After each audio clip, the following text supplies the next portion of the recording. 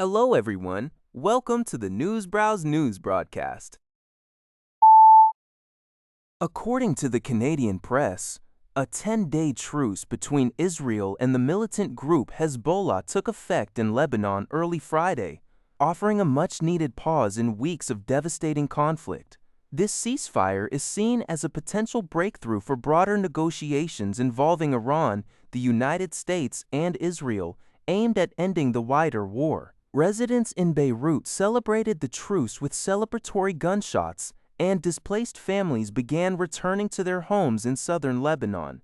Despite official warnings, U.S. President Donald Trump hailed the agreement as a historic day for Lebanon, while an anonymous Hezbollah official indicated the ceasefire stemmed from U.S.-Iran negotiations, with Iran insisting on Lebanon's inclusion.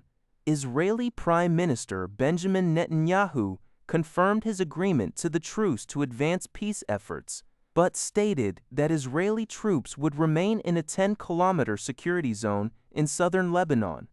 The U.S. State Department clarified that Israel retains the right to self-defense but will avoid offensive military operations against Lebanese targets.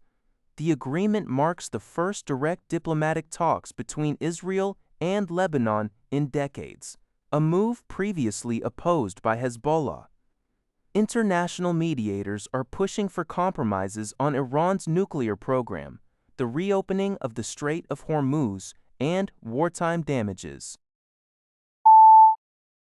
The Iran war has created a global energy shock, severely impacting Asia and Africa with disruptions to oil and natural gas shipping routes, and rising energy costs.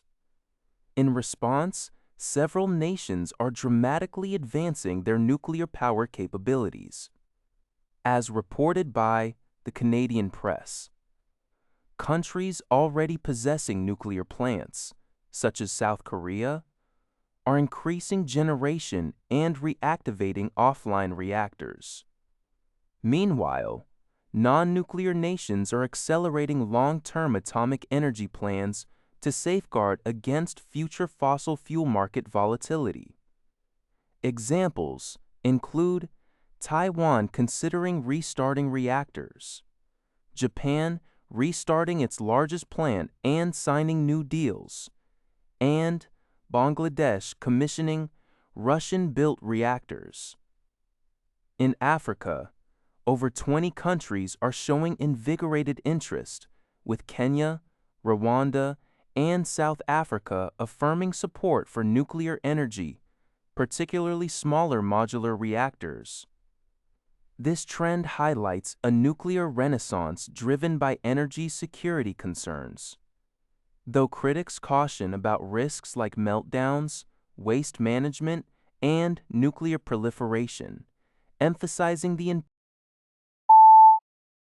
Genuinit reports that a recent oil spill in the Gulf of Mexico has been attributed to a pipeline leak in the Apcatun-Cantarell area, according to Mexico's state-owned oil company, Petróleos Mexicanos, Pemex. Director Victor Rodriguez Padilla stated on Wednesday, April 16th, that an internal review identified mechanical failures and unreported repairs in the pipeline, alongside evidence of a hydrocarbon leak that operational units had previously denied. Satellite imagery, aerial surveillance, and drift modeling all confirmed the damaged site as the source of the oil slick, first detected on February 6. Authorities have since launched a coordinated response to contain the spill and mitigate environmental damage. Cleanup operations have successfully covered 48 beaches, collecting approximately 915 tons of waste, including oil mixed with sand, debris, and sargassum, as efforts continue to assess the full environmental impact. Antara News reports that Chinese President Xi Jinping has directed a strong focus on the high-quality development of the country's service industry, which has become the bedrock of the Chinese economy.